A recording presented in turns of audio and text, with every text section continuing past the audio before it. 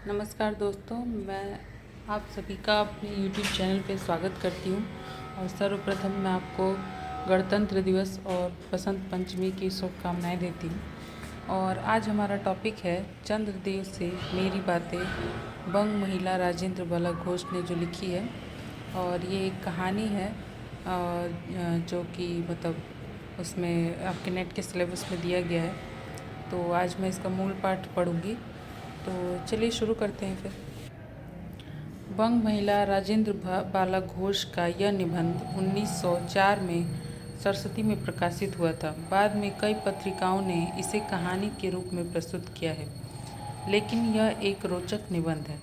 तो ये इसे ये एक निबंध है जिसे कहानी के रूप में प्रस्तुत किया गया है। तो कहानी यहाँ से शुरू होती है। भगवान चंद्रदेव, आपके कोमलवत कोमल चरणों में इस दासी का अनेक बार प्रणाम। आज मैं आपसे दो चार बातें करने की इच्छा रखती हूँ। देखो, सुनी अनसुनी सी मत कर जाना, अपने बड़प्पन की ओर ध्यान देना। अच्छा, कहती हूँ सुनो। मैं सुनती हूँ आप इस आकाश मंडल में चिरकाल से वास करते हैं। क्या यह बात सत्य है? यदि सत्य है तो मैं अनुमान करती हूँ कि इस दृष्टि के साथ ही साथ अवश्य आपकी भी सृष्टि हुई होगी। तब तो आप ढेर दिन के पुराने बूढ़े कहे जा सकते हैं। यह क्यों? क्या आपका डिपार्टमेंट महकमे में ट्रांसफ़र बदली होने का नियम नहीं है? क्या आपकी गवर्नमेंट पेंशन भी नहीं देती? बड़े खेद की बात है। यदि आप हमारी न्यायशीलता गवर्नमेंट के किसी विभाग में सर्विस नौकरी करते होते तो आप अब तक आपकी बहुत कुछ पदोन्नति हो गई होती और ऐसी पोस्ट पर रहकर भारत के कितने ही सुरम्य नगर, पर्वत, जंगल और झाड़ियों में भ्रमण करते। अंत में इस वृद्ध अवस्था में पेंशन प्राप्त कर काशी जैसे पुनीत और शांति धाम में बैठकर हरि नाम स्मरण करके अपना प्रलोक बनाते। यह हमारी बड़ी भारी भूल हुई। भगवान चंद्रदेव, क्षमा कीजिए, आप तो अमर हैं, आपको मृत्यु कहाँ? तब परलोक बनाना कैसा?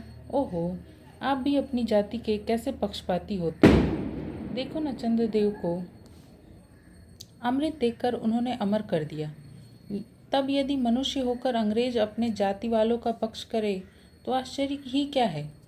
अच्छा, यदि आपको अंग्रेज जाति की सेवा करना स्वीकार हो तो एक एप्लीकेशन निवेदन पत्र आपके आधुनिक भारत प्रभु लॉर्ड कर्जन के पास भेज दें।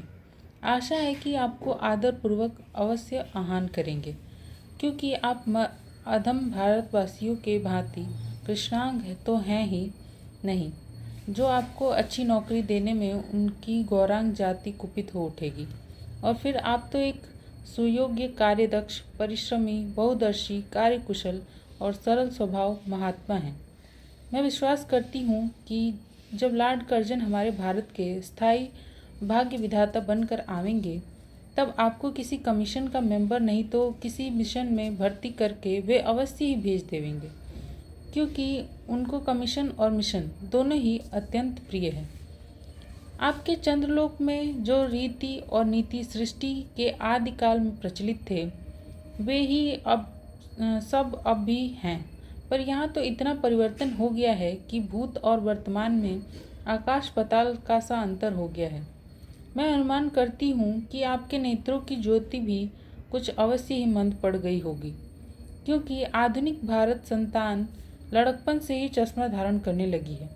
इस कारण आप हमारे दीनहीन क्षीण भारत को उतनी दूरी से भली भांति देख सकते होंगे। अतएव आपसे सादर कहती हूँ कि एक बार कृपा कर भारत को देख तो जाइए। यद्यपि इस बात को जानती हूँ कि आपको इतना अवकाश कहाँ, पर 8वें दिन नहीं तो महीने में एक दिन अर्थात अमावस्या को तो आपको हॉलीडे छुट्टी अवश्य ही रहती है। यदि आप उस दिन चाहें तो भारत भ्रमण कर जा सकते हैं। इस भ्रमण में आपको कितने ही नूतन दृश्य देखने को मिलेंगे, जिसे सहसा देखकर आपकी बुद्धि जरूर चकरा जाएगी। यदि आपसे सारे हिंदुस्तान का भ्रमण शीघ्रता के कारण न हो सके तो केवल राजधानी कलकत्ता को देख लेना तो अवश्य ही उचित है। वहाँ के कल कारखानों को देखकर आपको यह अवश्य ही कहना पड़ेगा कि यहाँ के कारीगर तो विश्वकर्मा के भी लड़कदादा निकले। यही क्यों, आपकी प्रिय सहयोगिनी दामिनो, जो मेघों पर आरोहण करके आनंद से अठखेलियाँ किया करती हैं, वह बेचारी भी यहाँ मनुष्य के हाथों का खिलौना हो रही हैं। भगवान निशानाथ, जिस समय आप अपनी निर्मल चंद्रिका को बटोर मेघमाला अथवा पर्वतों की ओट से सिंधु के गोद में जा सकते हैं, उस समय यही नीरत वासिनी, विश्वमोहिनी, सौदामिनी अपनी उज्ज्वल मूर्ति से आलोक प्रदान कर रात को दिन बना देती है। आपके देवलोक में जितने देवता हैं, उनके वाहन भी उतने हैं। किसी गज का, किसी का हंस, किसी का बैल, किसी का चूहा इत्यादि। पर यहाँ तो सारा बोझ आपकी चपला और अग्निदेव के माथे मढ़ा गया है। क्या ब्राह्मण, क्या क्षत्रिय, क्या वैश्य, क्या शूद्र, क्या चांडाल, सभी के रथों का वाहन वही हो रही है। हमारे श्वेतांग महाप्रभु गण को जहाँ कुछ कठिनाई का सामना आ पड़ा, झट उन्होंने इलेक्ट्रिसिटी, बिजली को लापटका। बस कठिन से कठिन कार्य सहज में संपादन कर लेते हैं। और हमारे यहाँ के उच्च शिक्षा प्राप्त युवक काठ के पुतलों की भांति मुंह ताकते रह जाते हैं। जिस व्योम वाहिनी विद्युत देवी को स्पर्श तक करने का किसी व्यक्ति का साहस नहीं हो सकता, वही आज पराये घर में आश्रिता नारियों की भांति ऐसे दबाव में पड़ी हैं कि वह चू तक नहीं कर सकती। क्या करें, बेचारी के भाग्य में विधाता ने दासी वृत्ति ही लिखा था। हरिदेव हरिपदेव भावना त्रिलोक्य पावनी सुरसुरी के भी खोटे दिन आए हैं। वह भी अब स्थान स्थान में बंधनग्रस्त हो रही हैं। उनके वक्षस्थल पर जहाँ तहाँ मोटे बृहदाकार खंभ गाड़ दिए गए हैं। कलकत्ता आदि को देखकर आपके देवराज सुरेंद्र भी कहेंगे कि हमारी अमरावती तो इसके आगे नीरी फीकी सी जान पड़ती है। वहाँ ईडन गार्डन तो परिजात परिशोभित नंदन कानन को भी मात दे रहा है। वहाँ के विश्वविद्यालय के विश्वश्रेष्ठ पंडितों की विश्वव्यापिनी विद्या को देखकर वीणा पाड़ी सरस्वती देवी भी कहने लग जाएगी कि निसंदेह इन विद्या दिग्गजों की विद्या चमत्कारिणी है। वहीं के पोर्ट विलियम के फौजी सामान को देखकर आपके देव सेनापति कार्तिकेय बाबू के भी छक्के छूट जाएंगे, क्योंकि देव सेनापति महाशय देखने में खास बंगाली बाबू से जचते हैं और उनका वाहन भी एक सुंदर मयूर है। बस इससे उनके वीरत्व का भी परिचय खूब मिलता है। वहाँ के मिंट टकसाल को देखकर सिंधु तनया, आपकी प्रिय सहोदरा कमला देवी तथा कुबेर भी अचकचा जाएंगे। भगवान चंद्रदेव इन्हीं सब विश्वमयोत्पादक अपूर्व दृश्यों का अवलोकन करने के हेतु आपको सादर निमंत्रित तथा सविनय आहूत करती हूँ। संभव है कि यहाँ आने से आपको अनेक लाभ भी हो। आप जो अनादिकाल से निज उज्ज्वल वपु में कलंक की कालिमा लेपन करके कलंकी, शशांक, शशधर, शाशा, लांछन आदि उपाधि मालाओं से भूषित हो रहे हैं, सिंधु तनय होने पर भी जिस कालिमा को आप आज तक नहीं धो सके हैं, वही आजन्म कलंक शायद यहाँ के विज्ञानविद पंडितों की चेष्टा से छूट जाए। जब बम्बई में स्वर्गीय महारानी विक्टोरिया देवी की प्रतिमूर्ति से काला दाग छूटने में प्रोफेसर गज्जर महाशय फलीभूत हुए हैं, तब क्या आपके मुख की कालिमा छुड़ाने में वे फलीभूत न होंगे? शायद आप पर यह बात भी अभी तक विदित नहीं हुई कि आप और आपके स्वामी सूर्य भगवान पर जब हमारे भूमंडल की छाया पड़ती है, तभी आप लोगों पर ग्रहण लगता है। पर आपका तो अब तक वही पुराना विश्वास बना हुआ है कि जब कुटिल ग्रह राहु आपको निगल जाता है तभी ग्रहण होता है। पर ऐसा थोथा विश्वास करना आप लोगों की भारी भूल है। अतः हे देव, मैं विनय करती हूँ कि आप अपने हृदय से इस भ्रम को जड़ से उखाड़ कर फेंक दें। अब भारत में न तो आपके और न आपके स्वामी भुवन भास्कर सूर्य महाशय के ही वंशधरों का साम्राज्य है, और न अब भारत की वह सस्य श्यामला स्वर्ण प्रसूता मूर्ति ही है।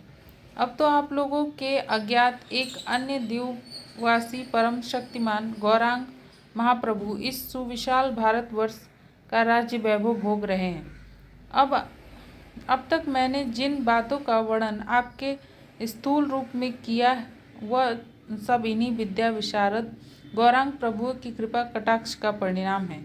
ये तो यहाँ प्रतिवर्ष पदवी दान के समय कितने ही राज्य विहीन राजाओं की सृष्टि हुआ करती है, पर आपके वंशधरों में जो 2-4 राजा महाराजा नाम मात्र के हैं भी, वे काठ के पुतलों की भांति हैं। जैसे उन्हें उनके रक्षक नचाते हैं, वैसे ही वे नाचते हैं। वे इतनी भी जानकारी नहीं रखते कि उनके राज्य में क्या हो रहा है, उनकी प्रजा दुखी है या सुखी।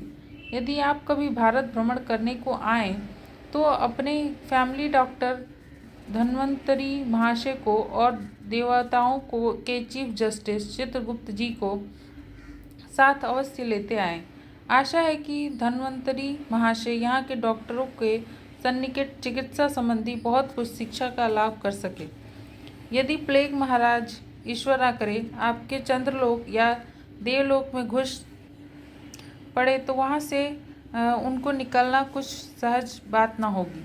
यहीं जब चिकित्सा शास्त्र के बड़े बड़े पारदर्शी उन पर विजय नहीं पा सकते, तब वहाँ आपके देवलोक में जड़ी बूटियों के प्रयोग से क्या होगा।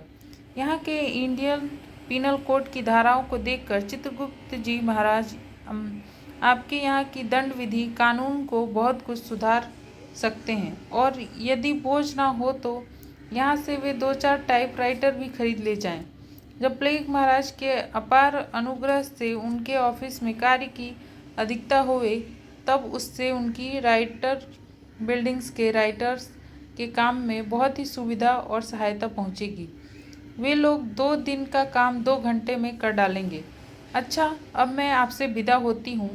मैंने तो आपसे इतनी बातें कही, पर खेद है आपने उनके अनुकूलन या प्रतिकूलन एक बात का भी उत्तर ना दिया।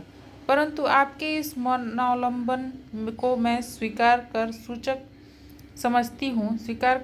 समझती हूँ। अच्छा, तो मेरी प्रार्थना को कबूल करके एक दफ़ा यहाँ आइएगा ज़रूर। बंग महिला राजेंद्र वाला घोष। और ये कहानी जो सरस्वती में 1904 में छपी थी। तो ये कहानी यहीं ख़त्म होती है। और आपको ये कहानी कैसी लगी और ये वीडियो कैसी लगी, प्लीज़ कमेंट में बताइए। और मेरी वीडियो अच्छी लगी तो लाइक, सब्सक्राइब और शेयर ज़रूर करें। धन्यवाद।